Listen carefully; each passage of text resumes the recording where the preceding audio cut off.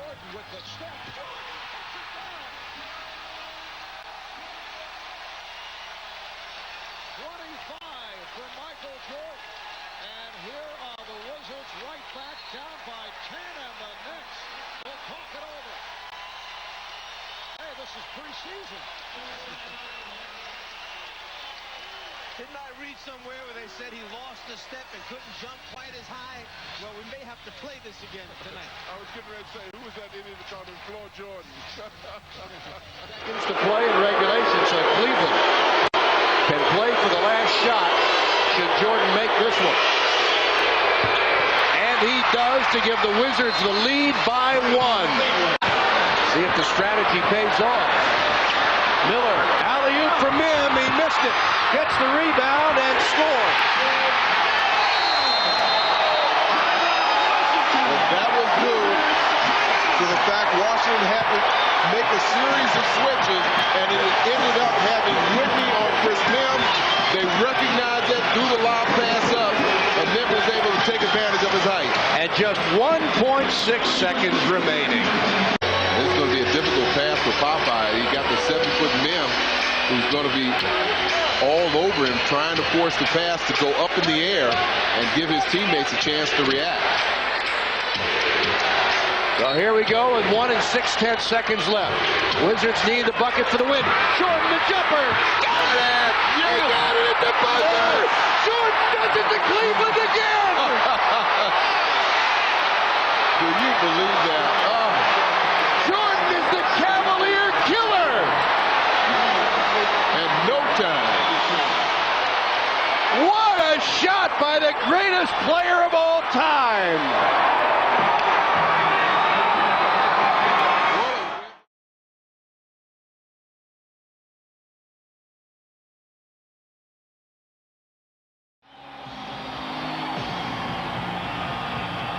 So here we go. Can Jordan do it again?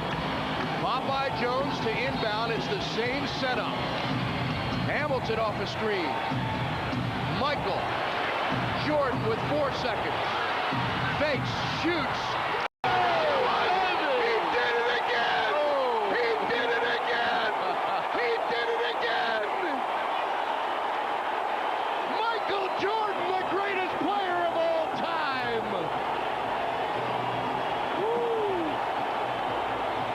He got his money's worth tonight.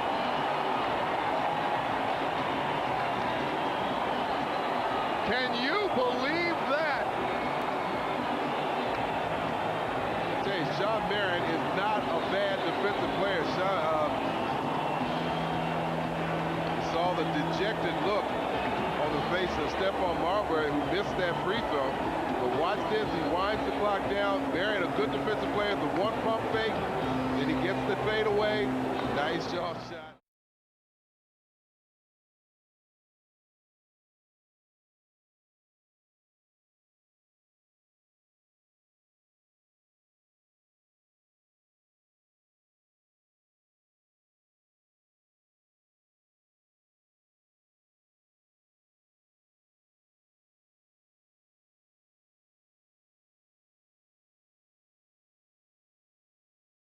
Unlike Sprewell, a lot of time on the shot clock when Spree took his shot. As Michael may well have another opportunity right here. Down to 15 seconds. Both teams over the foul limit. They're holding for a finale here. Game tied 83. Now Jordan, played by Sprewell, has the 5. Here's Michael firing and hits with 3 and 2/10 seconds remaining in the fourth quarter. Timeout called by the Knicks. And we figured that he would live or die with his missing of making this particular shot. Houston on him, Sprewell on him, but to no avail. Watching those shake right there, get up on his toes, and it's switched through. Washington with a 15-3 run the last 6 minutes to turn things around. The Knicks had a 10-point lead here in the fourth quarter. Yep, and it came down to this, but now 3.2 seconds is an eternity in the NBA. So the Knicks have 10 seconds remaining. Jackson gets it in. Sprewell puts the move on Jordan, and he stepped out of bounds. That's the kind of night it's been for Latrell.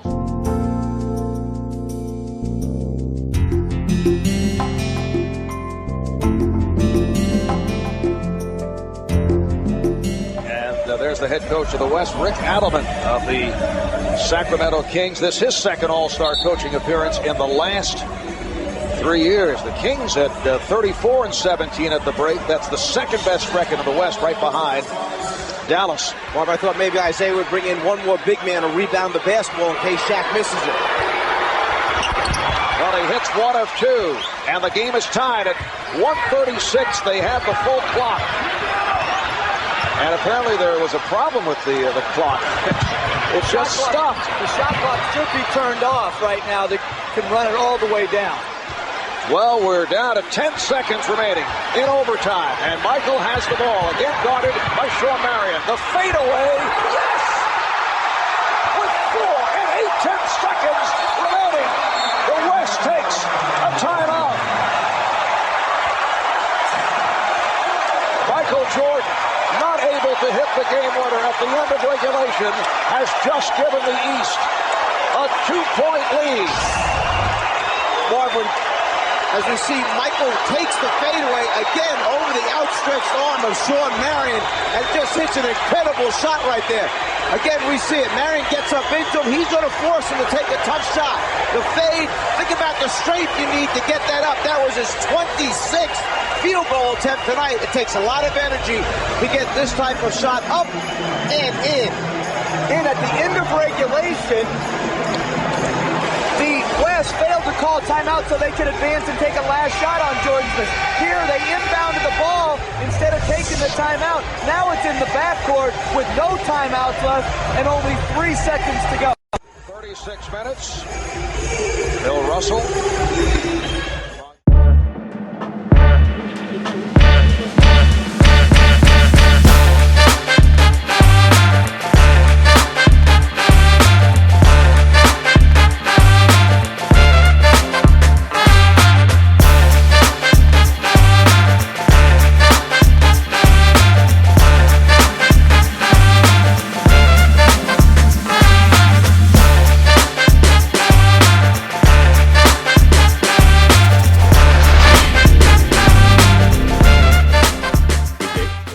Episode of Throwing It Back with Sean Farrell. I'm Sean Farrell. God is great all the time. All the time, God is great. And let's not waste no time. Let's get right to it. So, Michael Jordan in the Wizard years. Okay. Needless to say, Michael Jordan still had it. Okay. And as you saw by that last second shot by Cleveland, even as a Washington Wizard, he still had Cleveland. But anyway, so I believe it was around the 2000 season when Jordan arrived with the Wizards, okay? And in 2001, the Wizards were one of the worst teams in the league. MJ originally wanted to hire Mike Jarvis as head coach, but they settled for Leonard Hamilton, who coached John Starks at Oklahoma State in the 80s, okay? So when Jordan got there, the Washington Wizards were in bad financial shape. They had loaded contracts for aging players, and Jordan brought in people like Rod Higgins, Curtis Polk.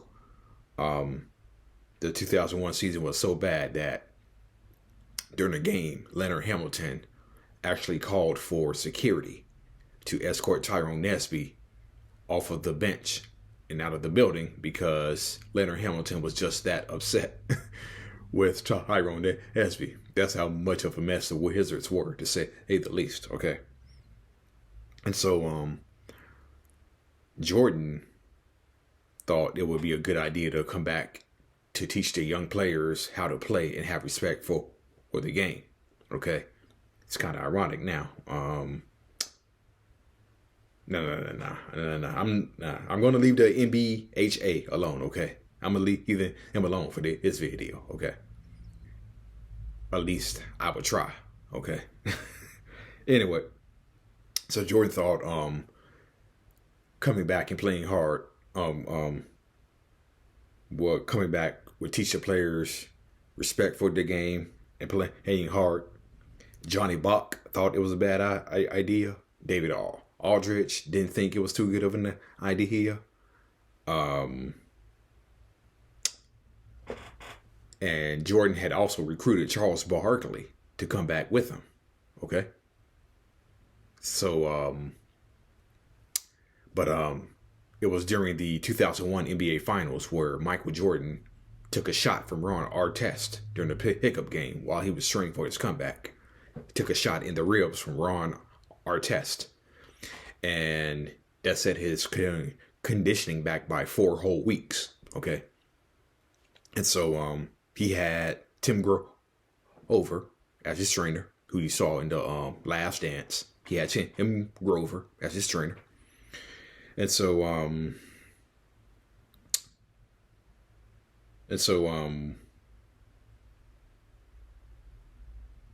when he decided he was going to come back, Michael Jordan, to the Wizards, there was a media buzz. The Verizon Center was sold out almost every night. So Johnny Bach came in 2001, and then Doug Collins just appeared from out of nowhere to coach the team. He coached the team for 2 years, 2002, 2003. Okay. And so Jordan would eventually clash with Richard Hamilton. He would eventually clash with Doug Collins too. So one of the one of the acquisitions that the Wizards made before the 2001-2002 season, we all know Kwame Brown was taken one, okay? But they also got Tyronn Lue, 2-time champion with the Lakers. And so Tyronn Lue and Michael Jordan developed an immediate rapport, okay? But Tyronn Lue knew he would have to slow things down a touch because Tyronn Lue brought speed and quickness, but Jordan was 38 on bad knees, okay? And Tyronn Lue said the pressure was really on him because he wanted to win so much. The only thing that MJ required of you is that you play hard and give it everything you had. If you played hard and gave it everything you had, he had no problem with you. That was from Tyronn Lue. And then you had a few of his former teammates who were watching. Pippen with Portland. Pippen watched the games and he talked regularly with Jordan on the phone. Okay. And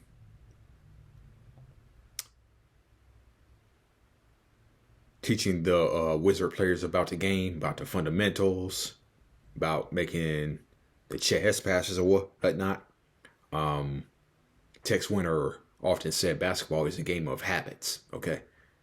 And so Jordan was tasked with the responsibility of teaching these players fundamentals, playing hard, respect for the game, setting a screen here, setting a pick here or whatnot.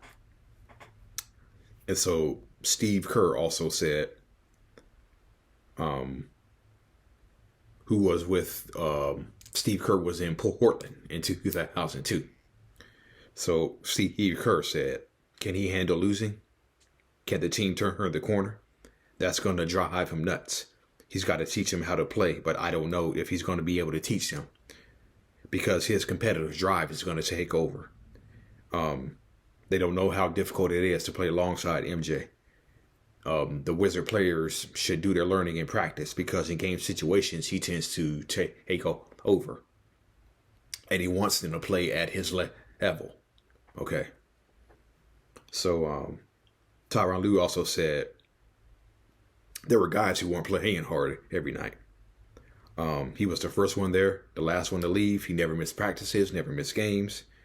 And Tyronn Lue said, it was as if Michael Jordan was saying, I'm out here giving you everything. I'm out here giving you everything. And I have some guys not playing as hard as they could be. Okay. Kind of funny. Isn't that the NBA today? There I go. I'm picking on the NBHA today. I can't help it. Sometimes. Yeah, the fact that the players weren't playing hard kind of frustrated him. Okay. He did have a career low of 6 points against the Pacers, which broke his record, which ended his streak of 866 games of scoring in double figures. However, a short time later, he would torch the Charlotte Hornets for 51, including 24 in the fourth quarter, which P.J. Brown said, I guess he kind of went back in time. So in Jordan's top scoring games with the Wizards, I mentioned he had 51 against Charlotte. He had 41 against Phoenix, 40 against Cleveland, 43 points versus the Nets, 45 points, 10 rebounds, 7 assists, and 3 steals versus the New Jersey Nets in 2002. So yeah, needless to say, Michael Jordan still had it, even at age 38 and 39.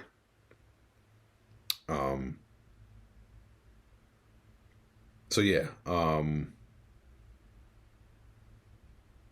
so it was around December through the All-Star break that the Wizards went 21-9, but they couldn't retain that momentum.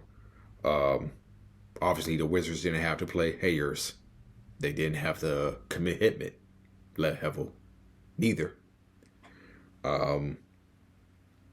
There was growing conflict, resentment. Jordan's knees became an issue. He did only score 2 points in a 113-93 loss to the Phil Jackson Lakers.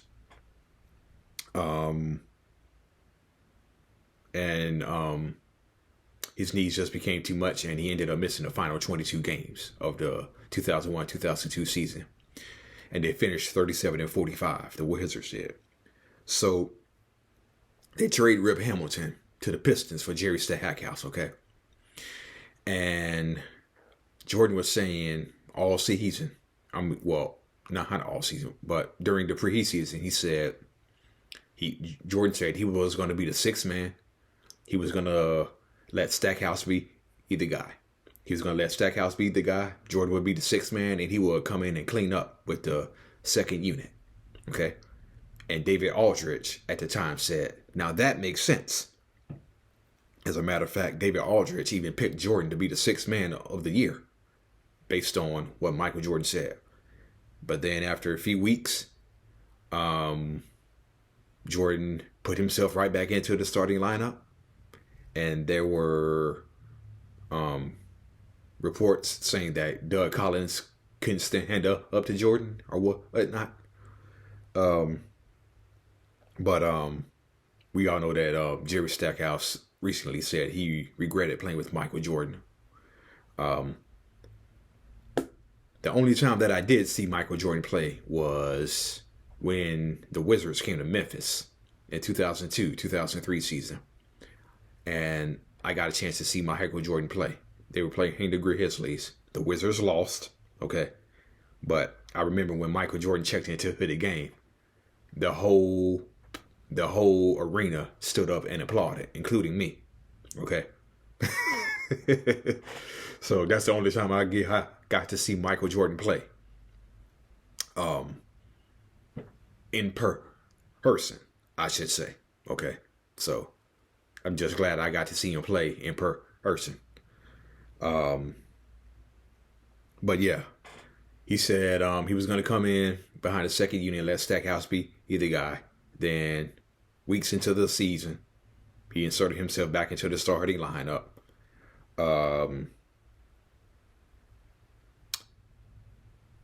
Conflicts. There were conflicts between his teammates. There were conflicts between Abe Pollin. There were some conflicts taking place with the Washington media or whatnot. And so all of this added up to a 37-45 finish for the Wizards in 2003, his last game being in Philadelphia. Okay. And so after the season was over, MJ was fully expected to return to his role that he had before he came back and played. Okay. But Abe Pollin had a short and harsh message for Michael Jordan, and dismissed Michael Jordan, gave Michael Jordan a severance payment. Michael left the money on the table and walked out. And that's how it ended in Washington, okay? And what was I about to say?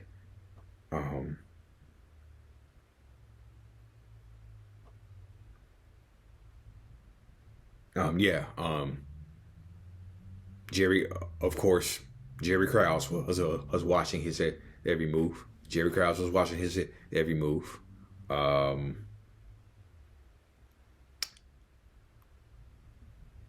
only that, Michael Jordan played for minimal salary. Okay, he played for minimal salary for 2 years. Not only did he play on minimal salary, all of his salary went to the victims of the September 11th terrorist attacks. Okay, so Michael Jordan was basically playing for free. Okay, because he donated his entire salary to the victims of the September 11th terrorist attacks. Okay, so